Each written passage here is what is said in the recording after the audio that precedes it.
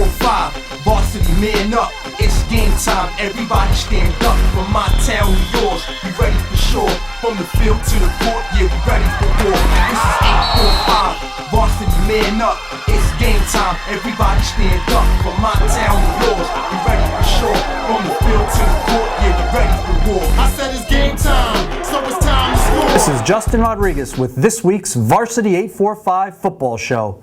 You know the drill. JRod has another great show ready to roll. For our feature this week, we stopped by Middletown High. Some of the middies gave me a tour of their first-class locker room. This just isn't any locker room. The middies joint might make some college teams jealous. But remember, this is must-see video, so we have another feature lined up for you. I hit Minisink Valley for a little game called Who Knows Minisink Valley wide receiver Jeff Newlin Best. We also preview the game of the year in Section 9 so far this fall, Walk Hill at Cornwall Friday in a Class A showdown. Let's start the big show with our trip to Middletown. The middies are 2-1 and playing some solid ball. They knocked off Warwick last week. We know about the gem of a field they play on, Fowler Field, but some of the guys let me inside their cool locker room. Let's check it out. So for you, Isaiah, just to have a place like this, how much does it mean, comfortable space, for practices and especially before games? What is it like to be able to have this, to come home to this? Well, upstairs we have our loud system that he can play any type of music, get our minds right. We're just ready to play, get our minds right. And then for you, Blaze, when you go on the road, you don't have exactly these accommodations. Just, for you, just what's the difference between being on the road and then just being here? I mean, like any other home, you're gonna feel more comfortable where you rest at. Mm-hmm. This is where we rest. This is where we prepare for our games. This is where we win. Ready for our So guys, people have different mottos they put up in locker rooms. Just tell me, what does that mean to you? It's up there. How does it get you going? There's just been a lot of stuff, especially lately, going on. And it's just been telling us to play. We play like it's the last. We don't know if that'll be our last game, last play, last time we ever get to hit anybody. So, play your heart out, get that W every time. That's basically what that means. Guys, thanks for having me. I know this place means a lot to you. Anything you'd like to say before we go? Yeah, I have a question for you, matter of fact. Oh, really? Sure. Why'd you pick us last in the records? Oh, you mean last place in Double A? Yeah. It was just a prediction. I think actually you guys will probably prove me wrong. You're looking pretty good this year. Well, we're not too happy about that, man. Hey, man, like I said, you got 2 big wins. I'm sure you're going to have a great season. You're already proving me wrong. Yo, Blaze, I'm thinking we have to stuff you in the locker room, too. Come on, man. Relax, guys. Relax, guys. I need some help. Quick. For the record, I made it out of that locker room without being stuffed. Thanks again for having me, guys. Middletown looks to move to 3-1 on Friday, but it won't be easy. The middies travel to Monroe-Woodbury. Now it's time for our next feature. Who knows Minisink wide receiver Jeff Newlin Best? Here's how it works. We ask Newlin 5 questions about himself. Then we see who knows him better. Defensive back Anthony Lauro or Minisink Valley teammate John Brain, a defensive end. Favorite NFL player? My favorite NFL player is probably Deshaun Jackson. I try to model what I do around him because he's, he's top wide receiver in the NFL. Deshaun Jackson. I have to say Michael Vick or Deshaun Stevenson. Lauro scores a touchdown with the Deshaun Jackson answer. Meanwhile, Brain apparently misidentifies Jackson. Deshaun Stevenson is an NBA player. We will give Brain 3 points a field goal for getting the first name right. But tack on a safety for Lauro because Brain botched the last name. Lauro leads 9-3. Favorite musician? My favorite musician is actually Tyler, the Creator.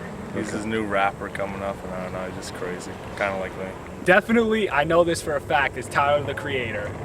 Definitely Tyler, the Creator. Definitely. I've never heard of that rapper. Whatever happened to Run DMC and Curtis Blow?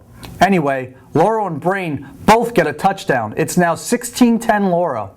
Food you can't live without. Pizza. I honestly breathe pizza. I eat it all the time. Food you can't live without. What does Jeff eat a lot? I'm going to say Chinese, yeah. Goldfish. Okay. It's a final. Lauro wins 16-10. Thanks for playing, guys, and good luck against Warwick this weekend. Now it's time to take a look at the big game we have all been waiting for. Cornwall vs. Wallkill. The Section 9 Class A Superpowers meet Friday night at Cornwall. Wallkill upset Cornwall 7-6 during the regular season last fall. And for good measure, the Panthers took out Cornwall 24-22 in the Class A title game. That ended Cornwall's 5-year reign as Section 9 Class A champs. Both teams made statements leading into the big game. Cornwall led 42-0 at halftime on its way to a 52-7 win over Monticello Friday. Running back Peter Cattell and Rashad Roten each scored 2 touchdowns for Cornwall. Meanwhile, Cornwall's defense was lights out. The unit picked off Monticello quarterback Shane Jackson 5 times. After the win, Cattell talked about facing Wallkill again. We don't want to get too confident because it's the same thing that happened last year, winning big, and then they beat us twice, and I'm just not going to forget that feeling. So we're going to just keep doing what we're doing and play hard. A day later, Wallkill dropped Port Jervis 38-21. And what do you know? Wallkill's defense was lights out. The Panthers led 35-0 at halftime behind 3 rushing touchdowns by Josh Villafane. Wallkill coach Brian Vagliando sat most of his starters during the second half. Wallkill linebacker Jasim Davis talked about the Cornwall game after beating Port Jervis. Yeah, I'm definitely excited. I know they're going to come out every play, try to play their hardest, and that's exactly what we're trying to do. So may the best team come out on top. Okay, so let's break down the game. What's it going to come down to? I think 3 things. Number 1, turnovers. It should be a close game and turnovers could be the difference. Okay, JRod, tell us something we don't already know. That leads us to the second key, the kicking game. Wallkill kicker Pat Toole was a big difference for the Panthers last season. Just look at the final scores of last year's games, 7-6 Wallkill and 24-22. This year, the Green Dragons roll out a much improved kicker in Damon Neal. Wallkill has newcomer Matt Arlano, and he can also boot the ball true. Imagine if one of them needs to kick a field goal with the game on the line. It could be something. Now, number 3, the quarterbacks. Cornwall sophomore Mike White has played with amazing poise, and he can chuck it. But he hasn't seen a blitz like Wallkill's. What should help White is that he can rely on his 2 running backs, Rashad Roten and Peter Cattell, to open it up a little bit. On the other side of the ball is Wallkill quarterback Eric Wellman. He's a threat to pass and throw, and of course, he's gritty and battle-tested. This game could come down to one of these guys having to make a big play in a big spot, 3rd and long, something of that nature, maybe even a 4th down play. So stay tuned. It's going to be interesting.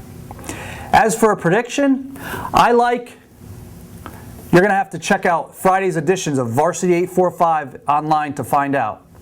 But I will give you some picks on 3 other key games this weekend. Take Kingston over undefeated Pine Bush in a Class AA Division I game Friday.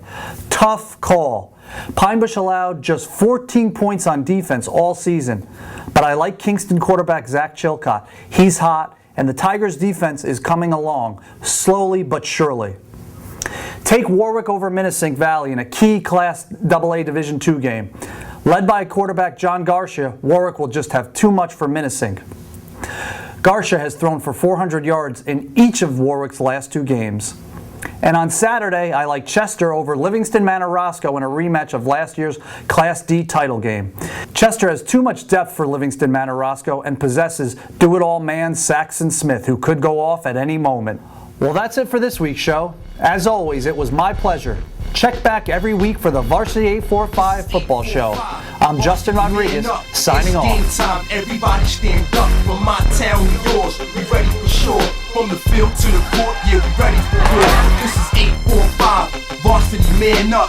It's game time, everybody stand up. From my town to yours, we ready for sure. From the field to the court, yeah, we ready for war. I said it's game time, so it's time to score. If you're not